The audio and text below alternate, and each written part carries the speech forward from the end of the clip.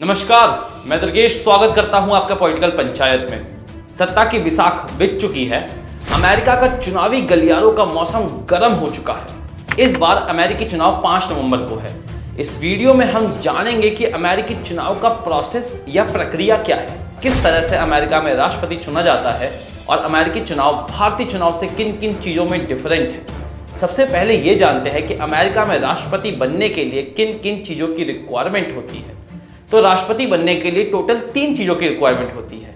सबसे पहला, चुनाव लड़ने वाला व्यक्ति नेचुरली बॉर्न होना चाहिए। दूसरा, उसकी उम्र कम से कम 35 वर्ष होनी ही चाहिए। और तीसरा, चुनाव लड़ने वाले व्यक्ति कम से कम 14 साल तक अमेरिका में ही रहा होना चाहिए। भारत की ही तरह अमेरिका में भी 2 ही मेन पार्टी हैं। जैसे भारत में कांग्रेस और बीजेपी है, वैसे अमेरिका में डेमोक्रेटिक पार्टी और रिपब्लिकन पार्टी है।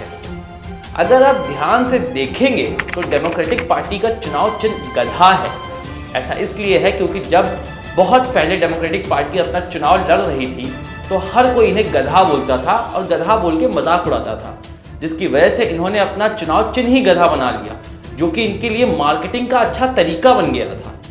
डेमोक्रेटिक पार्टी का ब्लू कलर से इंडिकेट किया जाता है और बराक ओबामा, जो बाइडेन, कमला हैरिस, ये सभी इसी पार्टी के फेमस लीडर हैं।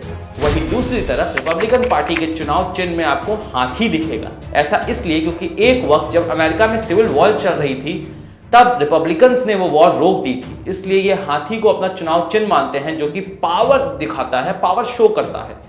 रिपब्लिकन पार्टी को रेड कलर से इंडिकेट किया जाता है। अब्राहम लिंकन, डोनाल्ड ट्रंप, ये इस पार्टी के फेमस लीडर हैं। अब जैसे भारतीय राजनीति में हर कोई प्रधानमंत्री और मुख्यमंत्री बनना चाहता है, ठीक उसी तरह अमेरिकी राजनीति में भी हर कोई राष्ट्रपति बनना चाहता है। तो इसके लिए सबसे पहले इनकी जो भी विचारधारा होती है उसके हिसाब से ये पार्टी ज्वाइन कर लेते हैं। फिर आता है एक इंटरेस्टिंग पार्ट। अब अमेरिका में हर पार्टी 2 तरीकों से अपना कैंडिडेट चुनाव के लिए चुनती है, जिसको बोलते हैं प्राइमरी और कॉकस। तो प्राइमरी में पार्टी मेंबर्स वोटिंग के थ्रू अपना कैंडिडेट चूज करते हैं और कॉकस में पार्टी मेंबर्स एक बड़ी डिसीजन करते हैं।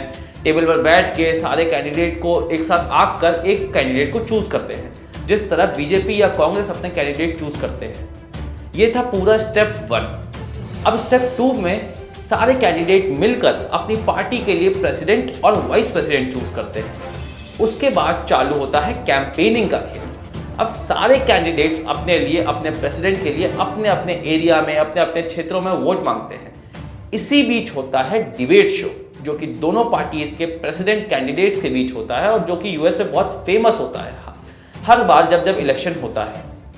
फिर आता है स्टेप 3, जो कि है जनरल इलेक्शंस। इस स्टेप में बेसिकली जो वोटर्स हैं, जिनको अमेरिका में इलेक्टर्स कहा जाता है, वो वोटिंग के थ्रू अपनी सरकार बनाते हैं। अमेरिका में वोटिंग बैलेट पेपर के जरिए होता है, वहाँ पर कोई ईवीएम का चक्कर ही नहीं है। इन सब के बाद बारी आती है सबसे आखिरी स्टेप की, जिसे कहते हैं इलेक्टोरल कॉलेज। अब इस स्टेप को समझना बहुत ज़्यादा ज़रूरी है, क्योंकि अमेरिकन इलेक्शन का यही स्टेप गेम चेंजर साबित होता है। तो यूएस में टोटल 50 राज्य हैं, जिसमें कुल 538 सीट्स हैं। जब किसी भी पार्टी को चुनाव जीतने के लिए वहाँ पर 270 सीट्स चाहिए होती हैं, लेकिन मेजॉरिटी के लिए इस नंबर तक पहुँचना इतना आसान नहीं है। मैं एक एग्जाम्पल लेकर आपको समझाता हूँ। भारत में जब जनरल इलेक्शन होता है उसमें सबसे ज़्यादा यूपी के 80 सीट्स हैं।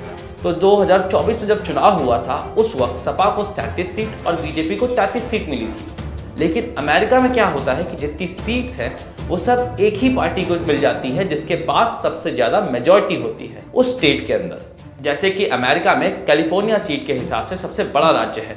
कैलिफोर्निया में टोटल 55 सीट्स हैं, जिसमें से किसी ए कैंडिडेट को 26 सीट मिल गई और बी कैंडिडेट को 29 सीट मिल गई।